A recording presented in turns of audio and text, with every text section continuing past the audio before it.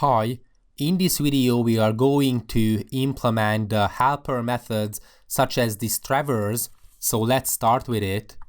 If the root node is equal to a null, of course it means that the tree is empty, so we just return, and anyways we are going to call the in-order traversal.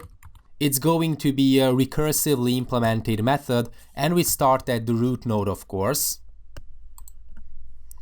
Okay, it's going to get a node, not necessarily the root node, so it's just going to be a simple node in the binary tree.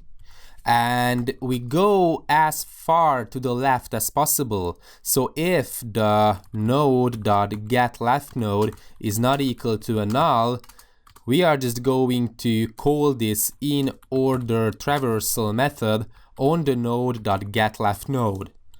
Then if it's a null, then we print out the subtree's root node, so we just print out the node, and then we go to the right as far as possible. So nodes.getRightNode is not equal to null, we are just going to call this in-order traversal node on the nodes.getRightNode.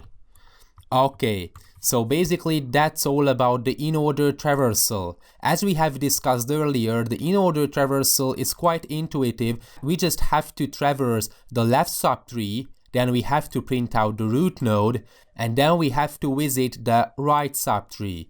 So we go to the left as far as possible, we print out that given node, okay, and then we go to the right if the nodes get right node is not equal to null. So this is the in-order traversal. For integers, it's going to yield the numerical ordering. For characters, it's going to yield the alphabetical ordering.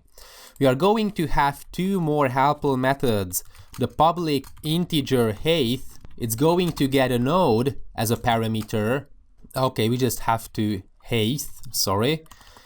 If the root is a null, this is what we have been talking about in the theoretical section, that if this is, sorry, not the root, but the node. So if this given node is a null, it means that we return -1. This is what we have been discussing, that we assign the height parameter -1 to null pointers.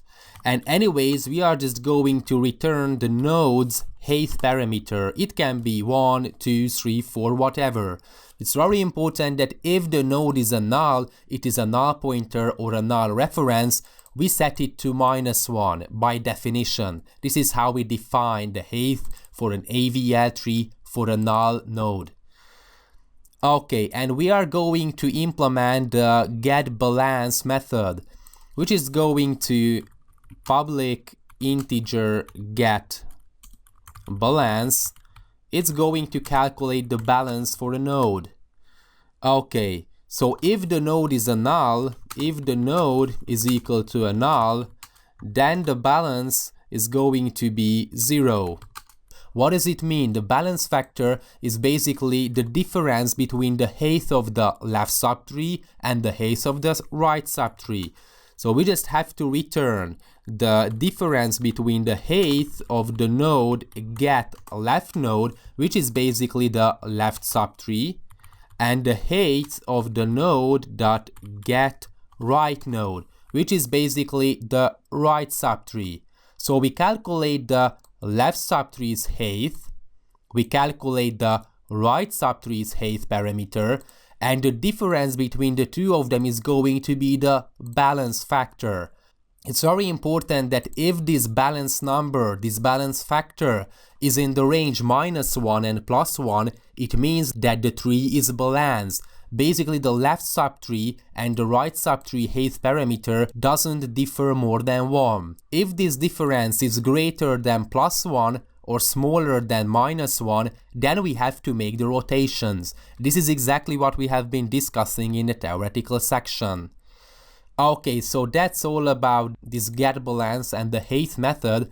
In the next video, we are going to implement the rotations and we are going to talk about the insertion. Thanks for watching.